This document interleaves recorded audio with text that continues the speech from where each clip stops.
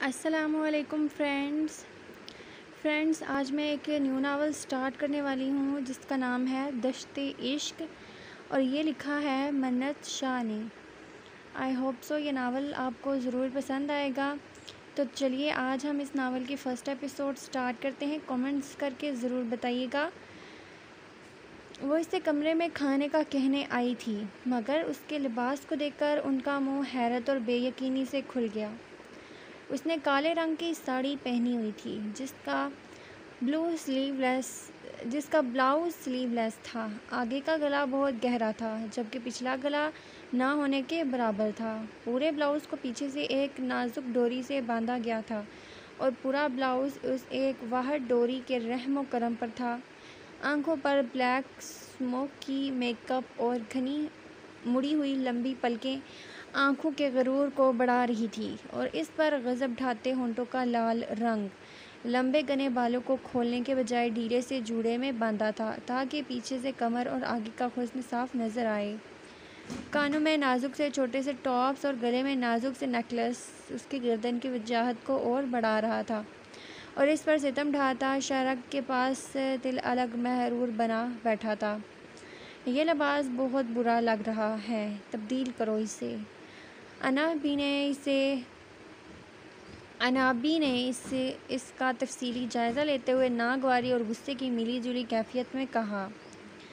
وہ جو ہونٹوں پر لال لپسٹک تیسری بار رگڑ رہی تھی، پتہ نہیں اور کتنا ڈارک کلر چاہیے تھا اسے۔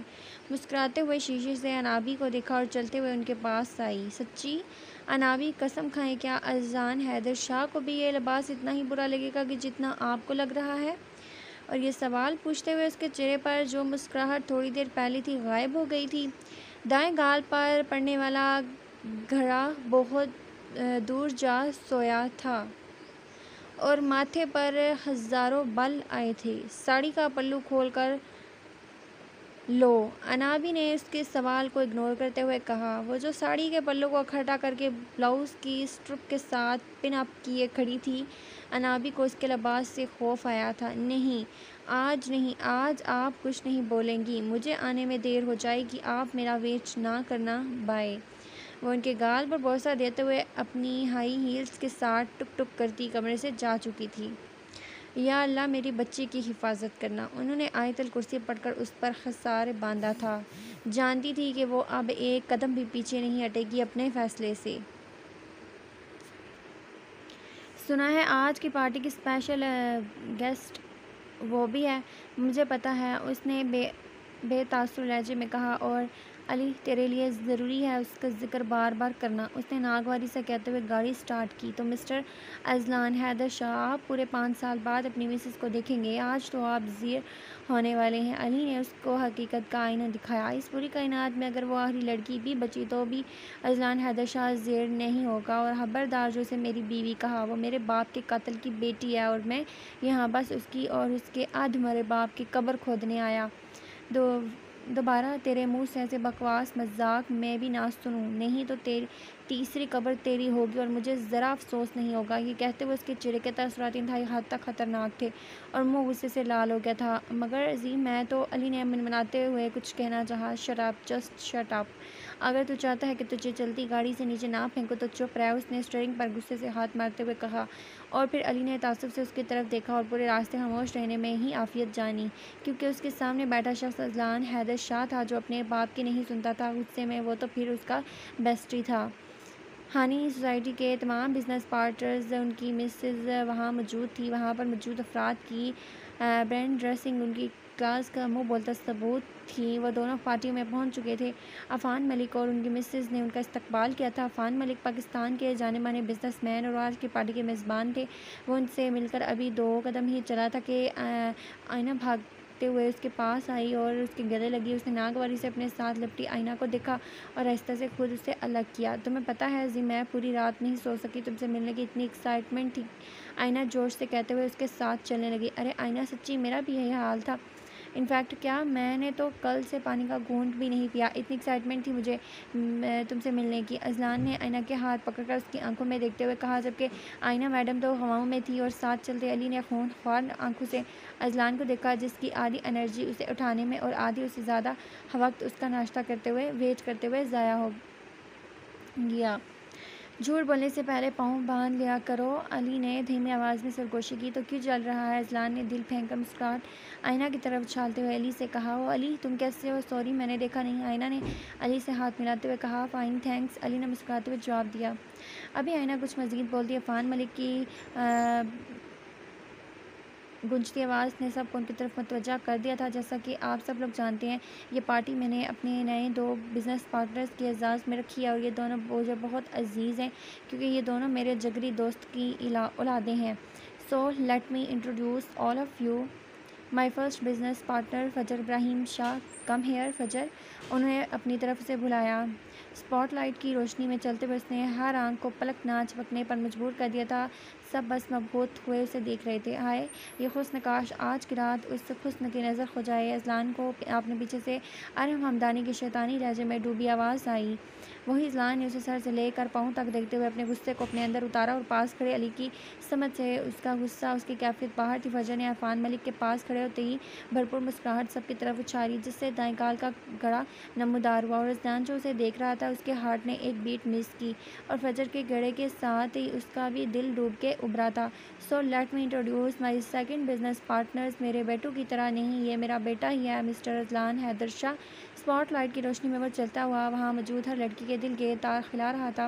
بلیک پینٹ کوچ میں بالوں کو نفاست سے سیٹ کیے، مغرور تیکھی کھڑی ناک، ستون ہونٹ، بڑی بڑی آنکھیں اور اس پر ماتھے پر آیا ایک مغرور بل سب کو اپنی طرف کھینچ رہا تھا۔ بلا شبہ وہ ایک بھرپور مردانہ وجاہت والا مرد تھا۔ فجر اسے اپنے قریب آتے ہوئے دیکھ رہی تھی۔ کسی حد تک وہ بھی اس کے حسن سے متاثر ہو چکی تھی، پر اس شخص سے اس کا رشتہ صرف نفرت کا تھا، اس سے آگے وہ کچھ سوچنا نہیں چاہتی تھی۔ دونوں کی نظریں ایک پل کو ایک دوسرے سے ملی تھی اور اگلے ہی پل بے تاثر ہو کر پلٹی تھی، جیسے دونوں کو ایک دوسرے کے ہونے نہ ہونے سے کچھ فرق نہ پڑتا ہو۔ عفان ملک باری باری سب سے ان دونوں کو ملا رہے تھے۔ نہ تو فجر نے اذلان کی طرف دوبارہ دیکھا اور نہ ہی اذلان نے اس کی طرف دیکھا۔ سب اپنی اپنی جگہ پارٹی انجوائے کر رہے تھے۔ دور کھڑی فجر اب ارحم ملک سے ہاتھ ملا رہی تھی اور ہنس ہنس کر باتیں کر رہی تھی۔ اذلان کا غصہ کسی صورت بھی کم نہیں ہو رہا تھا۔ وہ یہ کسی صورت بھی نہیں برداشت کر رہا تھا کہ اس کی بیوی کی طرف کسی کی بھی گندی نظر اٹھے۔ ارحم نے اپنا ہاتھ آگے کیا، جسے فجر نے بڑے پیار سے تھام لیا تھا۔ فجر دیکھ چکی تھی کہ اذلان اس پر نظر رکھے ہوئے ہے، اسے اس وقت صرف اذلان کو نیچا دکھانا تھا، اس کے غصے کو بڑھانا تھا، جس میں وہ کافی حد تک کامیاب ہو رہی تھی، جب کہ وہ خود بھی ارحم ملک کی گندی نظروں سے دور جانا چاہتی تھی۔ پر اس وقت اس کے سر پر بس بدلے کا بھوت سوار تھا، بجائے اس کی اپنی عزت کے۔ وہ اس کے ہاتھ میں ہاتھ ڈالے ڈانس فلور کی طرف جا رہی تھی جب اسے اپنی کمر پر ارحم حمدانی کے ہاتھ کا لمس محسوس ہوا اور اس نے چونک کر دیکھا۔ گھبراؤ نہیں جانم، میں ہوں، ارحم نے کمینی مسکراہٹ اچھالتے ہوئے کہا اور فجر کا دل کیا کہ اسے رکھ کر تھپڑ لگائے، مگر اب کچھ نہیں، یوں وہ یہ سب ہی تو چال ہی تھی، کچھ نہیں ہو سکتا تھا۔ اب وہ اس کے بلاؤز کی ڈوری کو اپنی انگلی کے ساتھ چھیڑ رہا تھا اور اذلان کی ہمت ختم ہو گئی تھی۔ یہاں اس نے گلاس پوری قوت کے ساتھ ٹیبل پر مارا۔ اس کی اس حرکت کو فجر نے چور آنکھوں سے دیکھا اور مسکرا کر دل ہی دل میں سوچا، مسٹر اذلان، نہیں برداشت ہو رہا نا؟ نہیں نا؟ سیکھو برداشت کرنا، سیکھو، وہاں لا کر ماروں گی تجھے، تمہیں سانس اور پانی کا گھونٹ نہیں ملے گا۔ وہی فجر کو اپنی جیت محسوس ہوئی، یعنی آج جو مقصد اس کا تھا وہ پورا ہو رہا تھا۔ اذلان شاہ کو اپنی عزت کسی اور کی دسترس میں دیکھ کر غصہ آ رہا تھا۔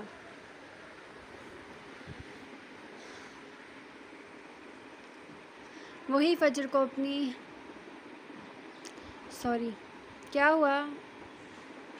زی آر یو اوکے؟ علی نے غصے سے لال ہوتے اذلان کو دیکھ کر پوچھا۔ علی، مجھے اگلے 2 سیکنڈ میں یہ ارحم فجر سے دور چاہیے۔ مگر زی، go and do damn it, وہ غصے سے چلایا اور علی 1 منٹ بھی ضائع کیے بغیر اٹھا تھا۔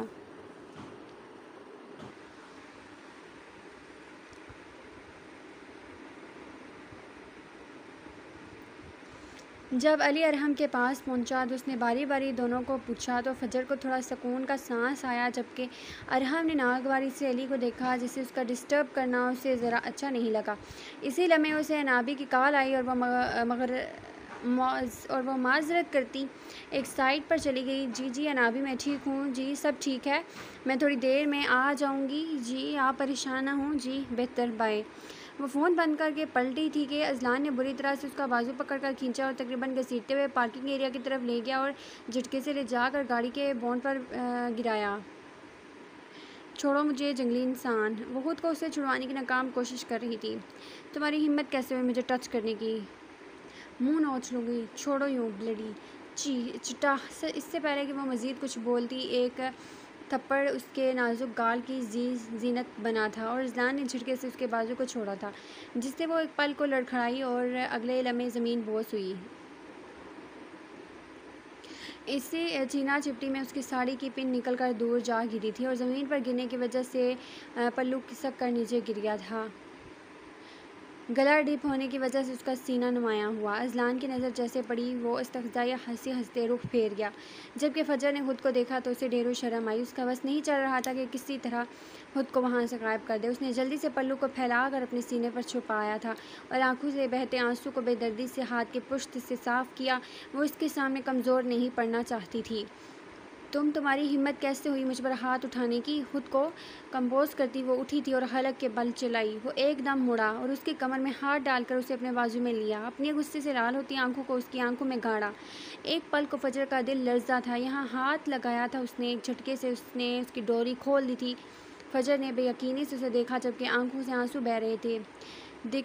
دیکھو اذلان، وہ بے تاثر نظروں سے دیکھ رہا تھا۔ فجر کو اپنی کمر پر اس کی انگلیاں دستی محسوس ہوئی۔ ایک بار اس نے پوری جان سے اپنا آپ چھڑوانے کی کوشش کی مگر ناکام رہی۔ اب وہ اس کے نچلے ہونٹ پر انگوٹھا پھیر رہا تھا۔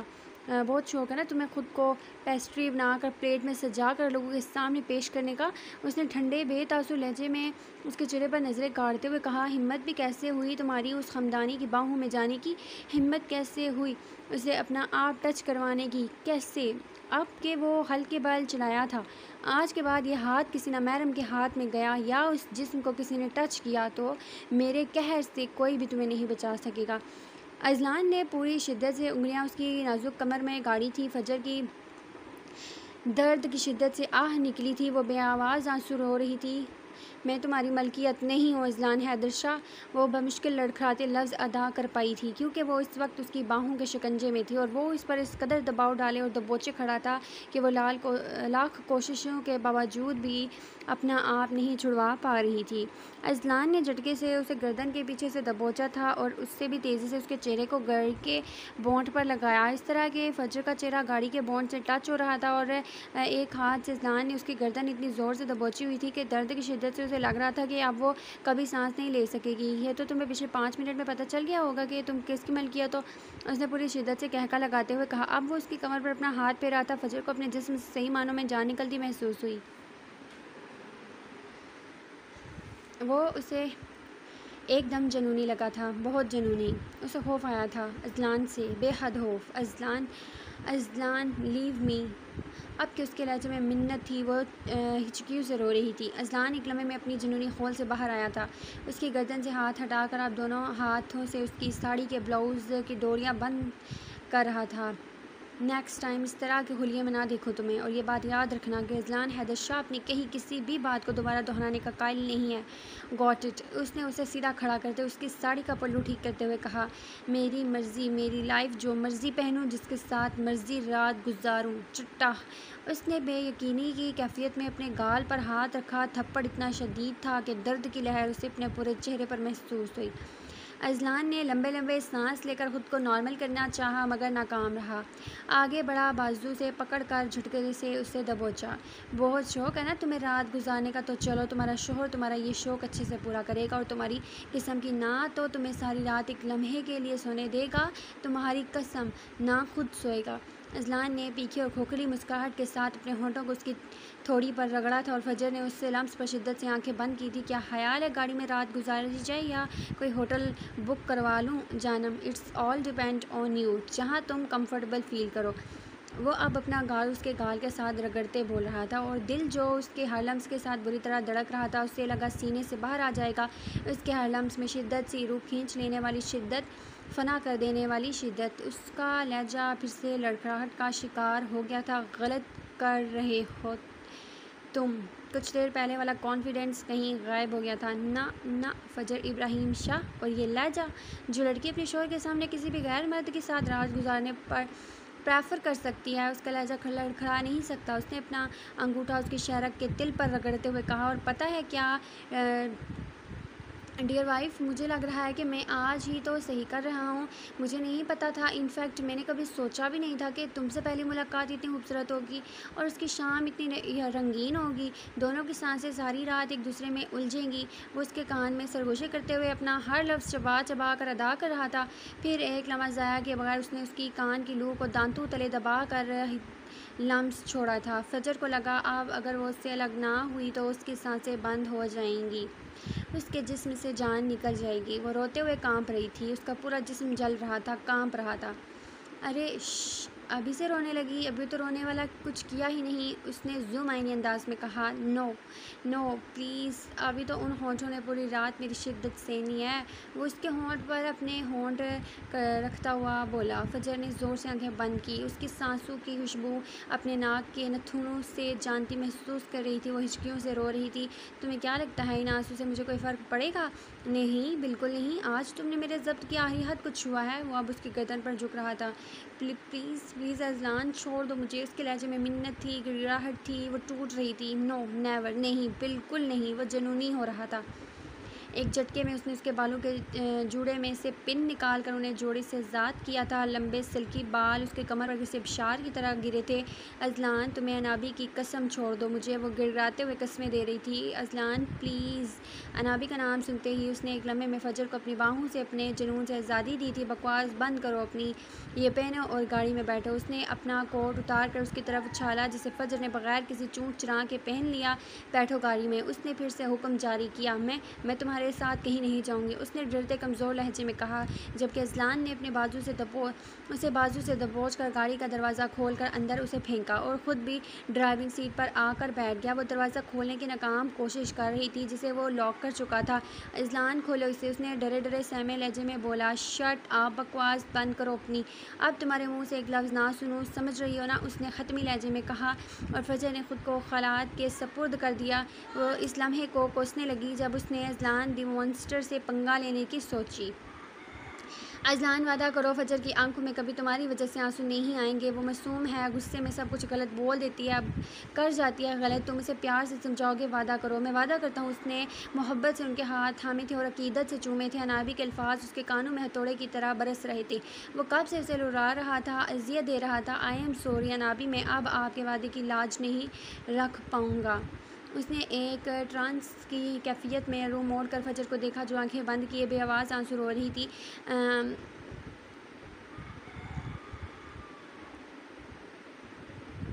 ان مٹا میک اپ، ہفا لال روئی آنکھیں، چہرے پر اس کی انگلیوں کے چھپے ہوئے نشان، گردن پر بھی لال نشان پڑے ہوئے تھے اور اس کی کلائیوں پر بھی نشان تھے۔ اذلان کے دل کو کچھ ہوا تھا، اس نے بے ساختہ اپنے دل پر ہاتھ رکھا تھا۔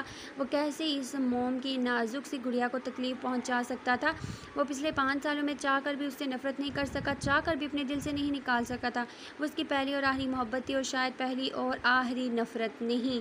فجر، اذلان حیدر شاہ، اتنی جلدی تمہیں میں بخشنے کے موڈ میں نہیں ہوں، اس نے کرب سے سوچا۔ اس نے ڈیش بورڈ سے فون اٹھایا اور کچھ سوچتے ہوئے کسی نمبر پر میسج سینڈ کیا اور فون دوبارہ واپس رکھ دیا۔ ابھی فون واپس رکھا ہی تھا کہ فون کی مسلسل بلنک ہوتی لائٹ نے اس کی توجہ اپنی طرف کھینچی۔ خود کو کمپوز کرتے اس نے کال اٹھائی۔ ہاں بول علی، کدھر ہے تو؟ زی اینا نے میرا سر کھا لیا، اس کی کال ریسیو کرو، بہت پھڑپھڑا رہی ہے تیری چڑیا۔ وٹ؟ اس کی کال ریسیو کر۔ اب اگر اس نے مجھ سے تیرا پوچھا تو اسے جان سے مار دوں گا، علی نے جھنجھلاتے ہوئے کہا۔ Do what you want? فی الحال تو میں بس اپنی چڑیا کی پر کرنا چاہتا ہوں۔ اذلان نے فجر کے گود سے اس کا ہاتھ اٹھاتے ہوئے دبایا اور پھر کہکا لگاتے ہوئے بولا۔ وٹ زی، تو فجر بھابھی کے ساتھ اس سے پہلے وہ کچھ کہتا اذلان کال کاٹ چکا تھا اور علی کے بار بار کال کرنے پر بھی اذلان کا نمبر بند مل رہا تھا۔ وہ بے حد پریشان ہو گیا تھا فجر کو لے کر، کیونکہ وہ اپنی زی کے غصے سے واقف تھا۔ کیا ایسے کیوں دیکھ رہی ہو؟ تمہاری خواہش پوری کرنے جا رہا ہوں۔ اس نے فجر کو جب بے یقینی سے خود کو دیکھا تو جواب دیا، اور فجر اپنی جگہ ہل نہیں سکی۔ جتنی صورتیں اسے یاد تھی اس نے ساری دل سے پڑھتے ہوئے اپنی باحفاظت واپسی کی دعا مانگی تھی۔ کیسی انہونی بات تھی، جو محرم تھا اسے ڈر لگ رہا تھا، اور جو نامحرم تھا اسے خود اپنا آپ سونپ رہی تھی۔ اس نے اب آنکھیں بند کر لی تھی اور وہ اپنی بدقسمتی کے گنگانے راستے کو نہیں دیکھنا چاہتی تھی۔ آپ جاگ رہی ہیں؟ جو تم کر چکی ہو اس کے بعد مجھے اب نیند نہیں آ سکتی، انہوں نے تلخ لہجے میں کہا۔ میں نے بہت کوشش کی تھی آپ کے پوتے کو روکنے کی، نابی آپ مجھ سے ناراض نہیں ہو سکتی۔ صبح سے آپ میری کال کو نظر انداز کر رہی ہیں، مت کریں ایسے، انیتا بیگم نے بے بسی سے کہا۔ تم سے جو بن سکا تم نے وہ کیا، اب جو مجھ سے ہوگا میں وہ کروں گی، انہوں نے ختمی لہجے میں بات کی اور کال کاٹ دی۔ ریلیکس چیئر پر بیٹھے وہ خود کو کسی حد تک نارمل کرنے کی کوشش کر رہی تھی، جو کہ فجر کی واپسی تک ممکن نہیں تھا۔ وہ غصے سے فنکارا ہوا اپنے باپ کے کمرے میں داخل ہوا۔ پاپا، آپ کو میں کتنی بار کہہ چکا ہوں فجر کے گھر رشتہ بھجوانے کا، آپ کو میری بات کیوں نہیں سمجھ آتی؟ اب اگر آپ نے ایک ہفتے کے اندر کچھ نہ کیا تو مجھے کچھ بھی کرنے سے آپ نہیں روک سکتے۔ ارحم نے ایک لفظ چبا کر کہا۔ کیا اس نے اذلان سے طلاق لے لی؟ انہوں نے بنویں چکا کر پوچھا۔ نہیں، مگر بہت جلد لے لے گی۔ آج بھی وہ میرے ہاتھوں میں آتے آتے نکل گئی۔ اب آپ بس اس کے ہاتھ میں میرا نام کی انگوٹھی پہنائیں، باقی سب مجھ پر چھوڑ دیں۔ تم نے کیا اپنے باپ کو بیوقوف سمجھا ہوا ہے؟ مجھے کوئی شوق نہیں اندھیرے میں تیر چلانے کا، پہلے اپنی طرف لڑکی کو کرو، اس کو راضی کرو، پھر دیکھتے ہیں۔ مگر پاپا، ارحم گو اینڈ شٹ دا ڈور۔ انہوں نے بیڈ کی طرف قدم بڑھائے اور ارحم باہر کی طرف پلٹا، کیونکہ اب کچھ بھی کہنا فضول تھا۔ وہ غصے میں گاڑی لے کر باہر نکل گیا۔ عائشہ، ایک عرصے تک مجھے پاگل بنائے رکھا تم نے، اور اب تمہاری بیٹی نے میرے بیٹے کو۔ مجھے کیوں لگتا ہے کہ تاریخ اپنا آپ پھر سے دہرانے لگی ہے، اور اب کی بار اذلان کا اوپر کٹے گا۔ یہ کہتے ہوئے ان کا ایک فلک شگاف قہقہ کمرے میں گونجا۔ عمر 24 سال ہے، رنگ گورا ہے، دماغی توازن درست نہیں ہے، جس کو ملے پلیز رکھ لے، ہم غریبوں پر احسان کرے۔ علی نے انتہائی سنجیدگی سے کہا۔ اوئے بے غیرت، یہ کیا بکواس کر رہا ہے؟ ایک تو کال بھی میں نے کی، اوپر سے تو میری ہی ٹانگ کھینچ رہا ہے، ہادی نے غصے سے کہا۔ جاہل انسان، تیرا نمبر تیرے نام اور تھوپڑے سے سیو ہے میرے موبائل میں، اس لیے یہ ہادی اسپیکنگ والی چولی نہ مارا کر۔ اب بول، کیوں ٹائم ضائع کر رہا ہے میرا؟ علی نے اسے اچھا خاصا لتاڑا تھا۔ ایک تو وہ پہلے اذلان کی وجہ سے ڈسٹرب تھا، اوپر سے اسے ہادی پر بھی غصہ آ رہا تھا، جس نے پورے ہفتے بعد کال کی تھی۔ ہاں مجھے پتا ہے تو ناراض ہے، پر یار اتنی میٹنگز تھی، میں تو ایک ہفتے سے سو بھی نہیں پایا۔ میں نے وضاحت مانگی جو تم دونوں کے دل میں آئے کرو۔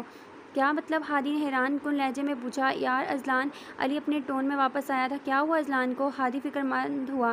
اسے کچھ نہیں ہوا۔ ہاں، وہ جس کے ساتھ اسے کچھ نہ کچھ ضرور کر دے گا۔ کیا مطلب؟ کس کے ساتھ ہے؟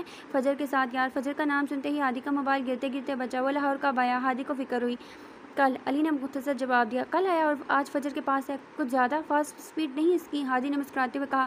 ہاں میری جان سوکھ گئی یہ، ہاں، اور تجھے ایڈونچر لگ رہا سب کچھ نہیں کرے گا اس کے ساتھ، وہ محبت کرتا ہے اس سے، اور وہ محبت کو نفرت تک پہنچتے صدیاں لگتی ہیں، صدی میں تو مجھے یہ ممکن نہیں لگتا، تو ریلیکس رہ، میری کل کی فلائٹ ہے، پھر ملتے ہیں۔ اوکے چل پھر بائے۔ ہادی سے بات کر کے وہ کافی حد تک ریلیکس ہو چکا تھا۔ گاڑی ایک جھٹکے سے رکی تھی۔ اترو نیچے، اسے حکم ملا تھا۔ نہیں اتروں گی۔ اس نے اپنی آنکھیں مزید شدت سے بند کی تھی، بالکل ویسے ہی جیسے کبوتر بلی کو دیکھ کر کرتا ہے۔ وہ ڈرائیونگ سیٹ سے اترا اور دوسری سائڈ جا کر اس کی طرف کا دروازہ کھولا اور بازو سے پکڑ کر کھینچ کر باہر نکالا۔ درد سے اس کے چہرے کے زاویے بدلے، لیکن آنکھیں اس نے ابھی بھی نہیں کھولی تھی۔ آنکھیں کھولو، نیا حکم ملا۔ نہیں، اس نے شدت سے کہا۔ فجر، میرے ضبط کو آزمایا مت کرو، اس نے اس کے بازو میں اپنی انگلیاں دستے ہوئے کہا۔ فجر نے آنکھیں کھولی اور یہ دیکھ کر اس کے دل نے شکر کا کلمہ پڑھا، وہ شاہ ہاؤس کی انٹرنس پر کھڑی تھی۔ بخش دیا آج تمہیں اذلان، حیدر شاہ نے، صرف اور صرف نابی کی وجہ سے، پر ضروری نہیں ہے کہ ہمیشہ ایسا ہو، وہ سرد لہجے میں بولا، اور وہ الٹے قدم پیچھے چلتے گاڑی کے دروازے سے جا لگی تھی اور آگے بڑھا اور اس کے چہرے پر آئی لٹ کو پیچھے کرتا بچھل لہجے میں بولا۔ یار کو دیدہ ہمار سے اوجھل کر کے مجھ کو خالات نے مارا ہے، مکمل کر کے، یعنی ترتیب کرم کا بھی سلیقہ تھا اس نے پتھر بھی اٹھایا مجھے پاگل کر کے، اس نے پتھر بھی اٹھایا مجھے پاگل کر کے۔ آخری لائن کو دوبارہ رپیٹ کرتے ہوئے خمار لہجے میں کہتے اس نے اس کے گال کو ہونٹوں میں پکڑ کر دانتوں سے دبایا تھا، اس طرح وہ پوری ہل گئی تھی، درد سے بلبلا اٹھی تھی۔ جب اس نے چھوڑا تو دانتوں کے اور ہلکے رستے خون کے وضیح نشان تھے اس کے گال پر۔ امید ہے یہ والی پہلی ملاقات تم کبھی نہیں بھولو گی۔ اب وہ اس کے جسم سے اپنا کوٹ اتار رہا تھا۔ ایک بات ہمیشہ یاد رکھنا، اذلان ابراہیم شاہ اپنی مہنگی سے مہنگی اور بے زر سی چیز بھی کسی کی دسترس میں برداشت نہیں کر سکتا، اور اگر ایسا کرنے کی کوئی جرات بھی کرتا ہے تو اذلان ابراہیم شاہ اس کی دنیا کو تہس نہس کرنا اچھے سے جانتا ہے۔ اب وہ اسے اپنی انگلی اٹھاتے ہوئے وارن کر رہا تھا، چاہے اس سے مہنگی چیز میں میرا کوٹ کا ہی کیوں نہ نام ہو، بے زر چیز میں فجر ابراہیم شاہ ہی کیوں نہ ہو۔ Got it? آگے بڑھ کر اس نے فجر کی پیشانی چومی۔ اس لمس میں پیار تھا، امان تھا، خوف تھا، حفاظت تھی، اور اسے بے زر کر کے چلا گیا تھا۔ اس سارے منظر کو انابی نے اپنے کمرے کی کھڑکی سے واضح دیکھا تھا۔ وہ فجر کو بافاضل چھوڑ گیا تھا اور وہ آج بھی انہیں 5 سال پرانا مغرور روٹھا بچہ لگا۔ ان کا دل کر رہا تھا آگے بڑھ کر اسے سینے سے لگا لیں، مگر وہ جانتی تھی کہ وہ ان سے بے حد ناراض ہے۔ انا اور محبت تو ازل سے دشمن ٹھہرے۔ انا کی شکست ہی محبت کو جان بخشتی ہے، اور اگر انا جیت جائے تو محبت کے وجود کو ریت کے ذروں کی طرح اڑا دیتی ہے۔ انہوں نے دل سے سوچا تھا، ان کے بچے انا اور محبت کی جنگ میں جل رہے تھے۔ وہ مردہ قدم اٹھاتی اندر کی طرف قدم بڑھا رہی تھی، جس سے غرور کانفیڈنس کو اوڑھ کر وہ گھر سے نکلی تھی۔ انابی کو وہ کہیں نظر نہیں آیا۔ وہ ٹوٹے پھوٹے لڑکھڑاتے قدم چلتی اپنے کمرے کی طرف بڑھ رہی تھی۔ انابی کو اس کی چال سے خوف آیا تھا۔ ایک ایسی ہی رات تھی جب ان کا بیٹا حیدر شاہ ایسی لڑکھڑاہٹ کا شکار ہو کر ٹوٹے ہاتھ مرے بوجھل قدموں سے باہر نکلا اور پھر کبھی واپس نہیں آیا تھا۔ فجر کی چال اور حیدر شاہ کی چال میں انہیں ذرا بھی فرق محسوس نہیں ہوا۔ دونوں اپنے پیاروں کی دی ہوئی تکلیفوں کا بوجھ اٹھائے آگے بڑھ رہے تھے۔ ایک بیٹا تھا، ایک پوتی، دونوں کے حصے میں آئی تکلیف ایک جیسی تھی۔ ایک واپس نہیں آیا تھا، اس نے واپسی نہیں کی تھی، سب سے روٹ کر منو مٹی تلے جا سویا تھا، اور ایک اس راستے کی طرف قدم بڑھا رہی تھی۔ انابی کی نظریں ڈبا گئی تھی اس کی شکستگی دیکھ کر۔ ایک پل میں ان کے دل کو کھینچ پڑی تھی، بے ساختہ ان کا ہاتھ دل پر گیا تھا۔ اس نے کمرے میں جاتے ہی دروازہ بند کر دیا تھا۔ وہ اپنے من کے بھاری قدم اٹھاتی اس کے کمرے کے پاس رک گئی تھی۔ ہمت کر کے دروازے کی ناپ پر ہاتھ رکھا، مگر دروازے نے کھلنے سے انکار کر دیا۔ تھوڑی دیر وہاں کھڑی رہی اور دل نے شدت سے چاہ کر اس کی آواز سننے کی، مگر اندر سے آواز نہیں آئی۔ انہیں اپنا دل ڈوبتا محسوس ہوا۔ اس سے پہلے کہ وہ آگے قدم بڑھاتی، دوسری چیز لانے کے لیے انہیں اس کی چیخ سنائی دی، اور پھر چیزوں کو اٹھا کر گرانے کی آوازیں آئیں۔ انہوں نے شکر کا کلمہ پڑھا۔ فجر نے اپنے وعدے کی لاج رکھی تھی۔ اس نے وعدہ کیا تھا، خلعت اس کے حق میں ہو یا نہ ہو، وہ کبھی بھی حرام موت نہیں مرے گی۔ کاش ایسا ہی ایک وعدہ انہوں نے اپنے بیٹے سے بھی لیا ہوتا۔ ان کی لاچارگی، شکستگی اور بیٹے کو گلے لگانے کی خواہش ان کی آنکھوں سے بہتے پانی کا منہ بولتا ثبوت تھی۔ کیسی قسمت تھی، خدا نے 2 بیٹے دیے تھے۔ ایک نے حرام موت کو گلے لگا لیا تھا اور ہمیشہ کے لیے دور چلا گیا تھا، اور دوسرا وہ تو ہوتے ہوئے بھی نہیں تھا، نہ زندوں میں اس کا شمار ہوتا تھا نہ مردوں میں۔ ان کی آنکھیں نم ہو رہی تھی، سارے زخم تازہ ہو گئے تھے۔ وہ اپنے کمرے میں آ گئی تھی۔ وہ جانتی تھی کہ وہ اب ساری رات خود سے لڑے گی۔ اسے خود کو سنبھالنے میں وقت چاہیے تھا، اور وہ اسے وقت دے آئی تھی۔ زی کاش تم اپنی انا کو سائڈ پر رکھ دو، کاش تم جو 5 سال پہلے ہوا وہ بھول جاؤ۔ تم دونوں کی انا کی جنگ نے، بدلے کی جنگ نے تم دونوں کو بہت نقصان پہنچانا ہے، اور سب سے زیادہ نقصان تم لوگوں کی محبت کا ہوگا۔ یونیورسٹی کے گیٹ کے باہر کھڑے ہوئے اسے گھنٹہ ہو چکا تھا۔ ڈرائیور لینے آیا تھا، وہ اسے منع کر چکی تھی، اور اس کا دماغ کھول رہا تھا انتظار کر کے۔ بس نہیں چل رہا تھا کہ انتظار کروانے والے کا سر پھاڑ دے۔ 10ویں بار وہ کال ملا رہی تھی، اور ہر بار کی طرح نمبر بند جا رہا تھا۔ کچھ گرمی اور کچھ غصے، چہرے کی لالگی میں اضافہ ہو رہا تھا۔ ابھی وہ کیب کروانے کا سوچ رہی تھی کہ ایک گاڑی اچانک سے رکی۔ اس نے نظر اٹھا کر دیکھا، اور اب اس کے دماغ کی رگیں تن گئی تھی اس کے ساتھ بیٹھے شخص کو دیکھ کر۔ سوری یار، احمد کو ایئرپورٹ سے پک کرنا تھا، دیر ہو گئی۔ چلو آ جاؤ، بیٹھو، جلدی سے تمہیں گھر چھوڑ آتا ہوں، ہمیں ایک میٹنگ کے لیے نکلنا ہے۔ وہ اس کا غصے سے لال ہوتا منہ دیکھ کر نرم لہجے میں بولا، جی نہیں بہت شکریہ، آئی ول مینیج، میں کیب کروا چکی ہوں، آپ کو جہاں جانا جا سکتے ہیں۔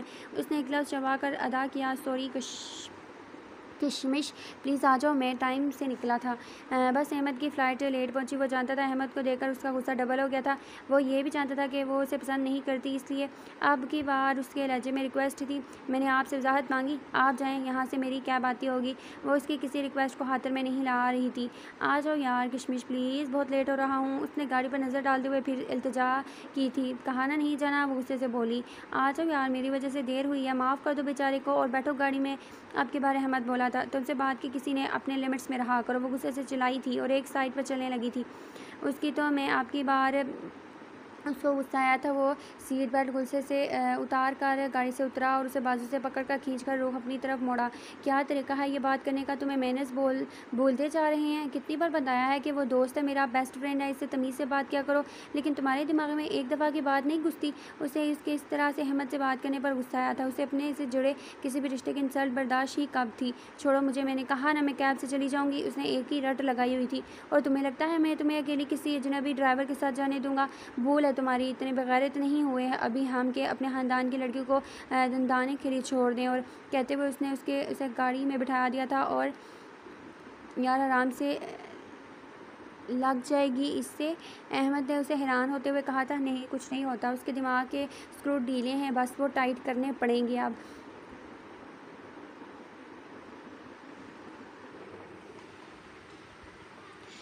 Then she needs some session of psychiatrist. Ahmad نے کہتے ہوئے فلک شگاف کہکا چھوڑا تھا۔ مشورہ برا نہیں ہے، اس نے کہکا لگاتے ہوئے مرر میں سے روتی سوسو کرتی کشمش کو دیکھتے ہوئے کہا، جبکہ وہ ان کی باتوں پر بیٹھی خاموشی سے آنسو بہا رہی تھی۔ ٹشو، احمد نے اپنے دانتوں کی نمائش کرتے ہوئے ٹشو اس کی طرف بڑھایا تھا، گویا ایک آخری چنگاری کو ہوا دی تھی۔ جلتی پر تیل کا کام۔ کشمش نے لال انگارہ آنکھوں سے اسے کھا جانے والی نظر سے دیکھا تھا اور ٹشو باکس اس کے ہاتھ سے کھینچ کر گاڑی میں سے باہر پھینکا تھا، جس پر احمد اور بمو دونوں کے فلک شگاف کہکے گونجے تھے۔ وہ ریش ڈرائیونگ کرتا گھر پہنچا۔ فجر پر اپنا اتنا غصہ اتارنے کے باوجود بھی اس کا غصہ کم نہیں ہو رہا تھا۔ رہ کر اس کی آنکھوں کے آگے وہ منظر آ رہا تھا کہ جب ارحم کا ہاتھ فجر کی کمر پر تھا، کمرے میں آ کر اس نے اپنے پاؤں سے ٹیبل کو اڑا کر رکھ دیا تھا۔ اسی لمحے اس کو کال آئی، سر کام ہو گیا ہے، گولی نے ہاتھ اور بازو کو بری طرح انجرڈ کیا ہے۔ دوسری طرف موجود شخص نے اسے اطلاع دی تھی۔ گڈ، اس نے شاباش دیتے کال کاٹ دی۔ ہاں ارحم ہمدانی۔ اذلان شاہ حیدر اپنی قیمتی چیز کی طرف بڑھتے ہاتھ کو توڑنے کی صلاحیت رکھتا ہے۔ ہاں فجر ابراہیم شاہ، تم میرے لیے بے زر نہیں، بہت قیمتی ہو، میری حیات ہو، میری کائنات ہو، ساحری گونج جیسی ہو جو روح کو سیراب کر دی۔ کبھی مل تو تجھ کو بتائیں ہم تجھے اس طرح سے ستائیں ہم، بس ڈرتا ہوں کہنے سے کرنے سے۔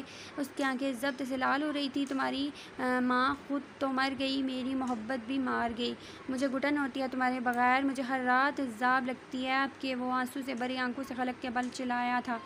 آج پھر تمہارے سامنے آنے سے میری نفرت کی دیوار گر گئی، کیوں نہیں ہونے دیتی تم مجھے تم سے نفرت کیوں؟ وہ روتے ہوئے چیخ رہا تھا، ٹوٹ گیا تھا، تھک گیا تھا، شاید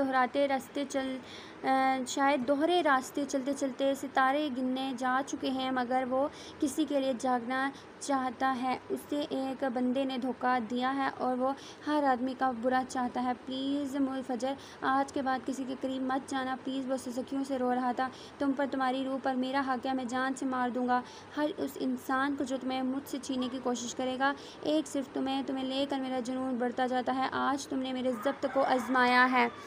اس نے سگریٹ سلگائی تھی، وہ خود کو نارمل کرنا چاہتا تھا۔ آج کی رات میں اس کی سگریٹ پیتے اس کو یاد کرتے گزری تھی، کیونکہ وہ جانتا تھا اب وہ جتنی بھی کوشش کر لے سو نہیں سکے گا۔ ارحم گھر سے گاڑی لے کر کچھ ہی دور نکلا تھا کہ کسی گاڑی نے سامنے سے آ کر اس کا راستہ روک لیا تھا۔ ایک آدمی نے اسے گاڑی سے نکالا اور بنا کچھ کہے اس کے ہاتھ اور بازو پر فائر کر دیے۔ وہ درد سے بلبلا اٹھا تھا۔ سر کا حکم ہے نیکسٹ ٹائم ان کی کسی بھی چیز، کسی بھی رشتے کے قریب آنے یا چھونے سے پہلے ان فائرز کو یاد رکھنا، نہیں تو اگلی گولی یہاں لگے گی۔ نقاب پوش نے اس کے سینے پہ ہاتھ رکھتے ہوئے کہا، پاپا مجھے بلٹ لگی ہے، مین روڈ پر ہوں۔ اور ہم نے بڑی مشکل سے نمبر ڈائل کر کے باپ کو اطلاع دی تھی اور بات کرتے کرتے بے ہوش ہو گیا تھا۔ کمرے میں جا کر اس نے ساری چیزیں الٹ کر رکھ دی تھی۔ رہ کر اپنے چہرے، ہونٹوں، کانوں، گردن، کمر پر اس کے حدت لمس محسوس ہو رہے تھے۔ تمام عمر مجھے اب اداس رکھے گا یہ چند روزہ جو مجھ میں قیام ہے تیرا۔ وہ رو رہی تھی، چیخ رہی تھی، اسے درد ہو رہا تھا۔ وہ نہیں سمجھ پا رہی تھی کہ یہ روح کا درد ہے یا جسم کا۔ ایک لمحے میں اس نے اپنی گردن پر سے اس کے لمس کو اپنے ناخنوں سے کچلنے کی کوشش کی تھی۔ ایسا ہی اس نے اپنے دائیں گال پر کیا تھا، پھر بائیں گال پر، جہاں کچھ دیر پہلے خرستا خون جو جمع تھا وہ دوبارہ رسنا شروع ہو گیا تھا۔ اب اس نے اپنے کان کی لو کو بے دردی سے نوچا تھا، پھر اس نے دائیں ہاتھ کو کمر کے پیچھے لے جا کر ناخنوں سے اپنی کمر کو نوچا۔ آنسو مسلسل بہہ رہے تھے، وہ اذیت کی انتہا پر تھی۔ آخر میں اس نے ہتھیلی کی پشت سے پیشانی کے لمس کو بہت زور زور سے رگڑا تھا۔ ناخن گاڑے تھے مگر سوائے سکریچز کے نشان پڑنے کے کچھ نہیں ہوا تھا۔ اس کے لمس کسی پکی مہر کی طرح روح میں تحلیل ہوئے تھے۔ وہ نہیں چاہتی تھی۔ کچھ لمس روح میں اترنے کا ہنر رکھتے ہیں، ایسے لمس بہت جان لیوا ہوتے ہیں، یا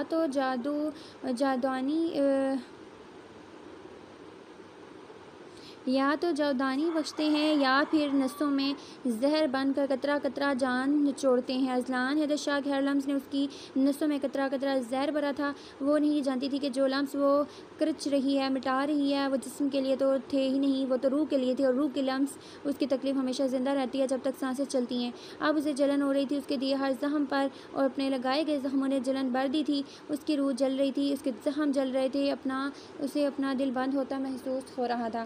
فجر، اذلان سے بڑھ کر تمہاری حفاظت کوئی نہیں کر سکتا۔ تمہارے بابا کے بعد اذلان وہ واحد شخص ہے جس پر میں تمہارے حوالے سے اعتبار کر سکتی ہوں، انہوں نے اعتماد لہجے میں کہا تھا۔